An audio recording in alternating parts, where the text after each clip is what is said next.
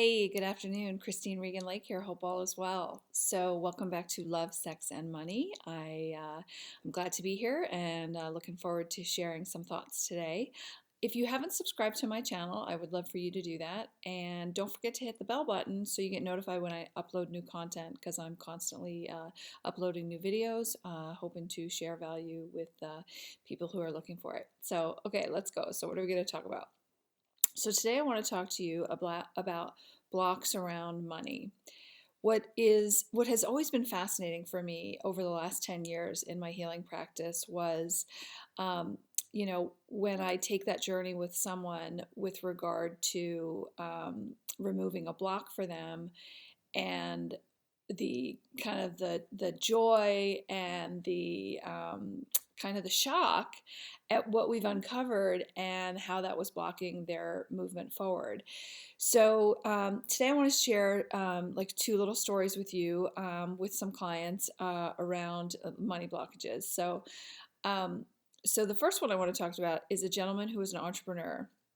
So this gentleman had a very poverty-stricken lifestyle as a child, right? So he'd actually moved to America, I think when he was around 8 or 9, and he had come from a place of abundance, but for whatever reason, when he moved to the United States, he'd been living with one parent in the other country, and then when he came to the United States, he ended up living with his mother, and she was incredibly strapped financially, so it was money was a very big deal. And it's kind of shocking just to go from a life of luxury where you have maids and servants, and then all of a sudden, just kind of like with a light switch, your entire life changes, and now you're struggling to worry about how you're going to eat. And as a result, anytime he got any kind of money, found it, whatever the stroke of luck was that he found, or the money came into his hands, his mother would basically take the money. So she'd give him a small, a very small amount of money from what he found. Like, one story was that he found like a $20 bill, and she basically gave him a dollar and took the rest. Listen, desperate times require desperate means, and she needed the money to like pay for food. But the message that this individual took from that was, because it happened on several occasions, was that if I make any money and I actually achieve my goal, it's just going to be taken away from me anyway. So what's the point? Later in life, he had that same exact message drilled home again to him when he built a successful company, had 10 or so people working for him, and then all of a sudden something with the IRS came in, and the IRS came in and basically took almost everything.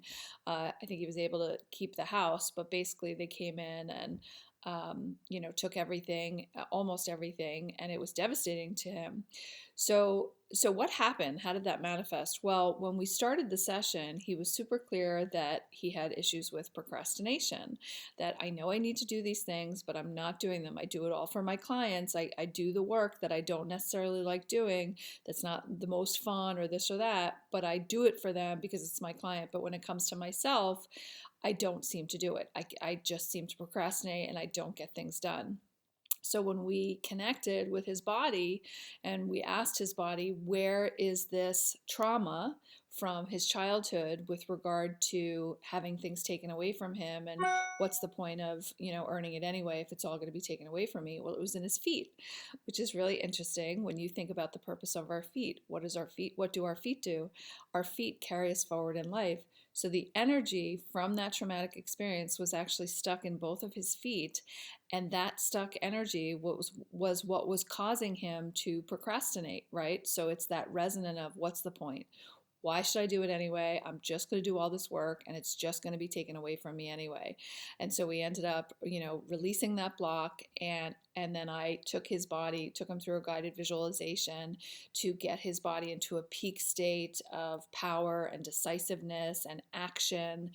And in that peak state, I asked him, okay, now I want you to tell me 3 goals that you need to accomplish that are going to get you to your number, because I asked him what his number was and he knew his number.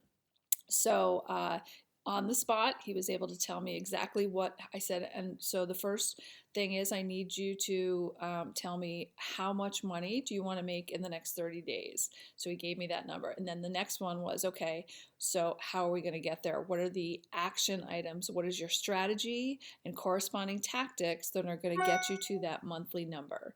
Then he wrote down that. And then we found out the next one, which was, okay, what about your accountability? What accountability are you going to put into place to make sure that you're getting these things done, that you're laying the framework and the foundation that's going to support you getting to that monthly income goal that you want. And maintaining that ultimate income goal will ultimately get you to what your number is that you're looking for. His how is kind of like his, I don't want to say his out number, because it wasn't really about being out. It was really just about, that was where he wanted to get his nest egg to make him feel comfortable at this moment in time. So it was just a really amazing journey to take with them. I'm always honored when I go through that process with someone and I support them in clearing and removing blocks. And it was a pretty intense session, because I'm actually an empath, and so my body actually absorbs the energy as we're doing the session. And I had, quite intense releases for him in terms of those experiences, because it was very traumatic. If you can imagine, just basically as being a little child, and just overnight your entire life changes from a place of abundance to extreme scarcity and not even sure if you're going to be able to eat today. So it was a very emotional experience, but that's kind of like how it works, right? So the energy gets trapped somewhere in the body, and so his procrastination of moving forward was literally in his feet. So I just wanted to share that with you. It was funny, because on the same day I actually worked with another client, and same thing, her energy was stuck in her feet, and it was from an experience that she had when she was 3 years old. It was all tied back to an experience and her younger brother.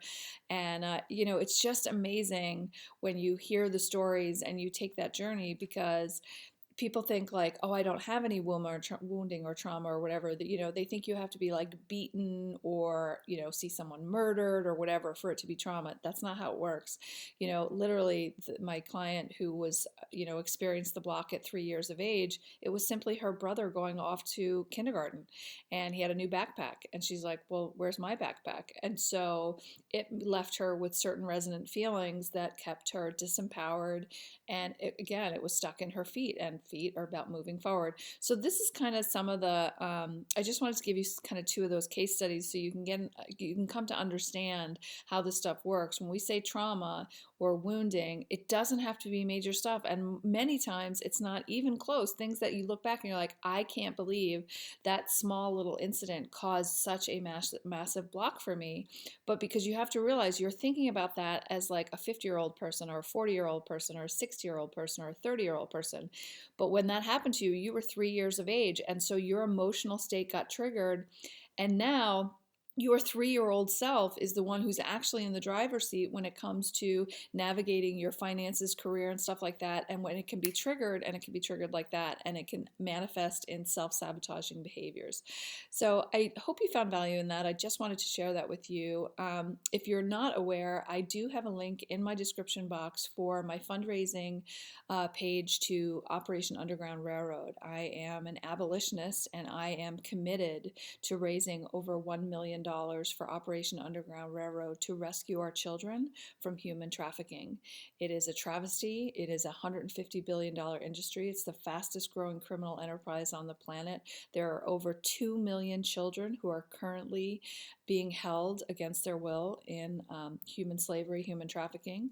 And basically human trafficking is broken down into three categories: the sex slave trade, slave labor, or organ harvesting. It's horrific. These children need our love and leadership. And so if you feel in any way inclined to donate to that, to the fundraising page, I would really appreciate it. Every penny goes to them. It's linked up to their organization. And I've personally already donated over $16,000, and I will continue to as I grow this channel. So I hope you have a beautiful day. I hope you found value in this video, and I look forward to speaking with you again soon. Thanks. Take care. Bye-bye.